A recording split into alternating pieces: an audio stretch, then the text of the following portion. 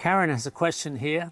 I understand that some crops have a preference for a fungal-dominated soil and others a bacterial-dominated soil. An easy example being blueberries, which prefer a fungal soil to produce a blueberry that tastes like one.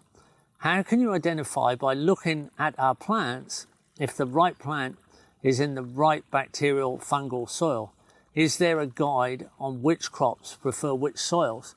Well, I'm in a food forest, I'm on the edge of a food forest, and there's plenty of fungi on this log here.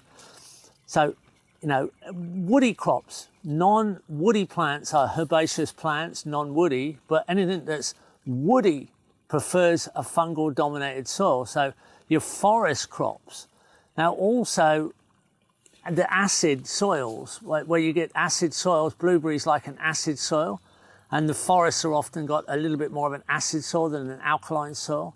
They tend to be fungal. Strawberries, they're like an acid soil. They originate in forests. You see, blueberries originate in wet country on the edge of forests where you've got a lot of fungal breakdown of the wood. So the wood, the lignin fiber, is broken down by the fungi.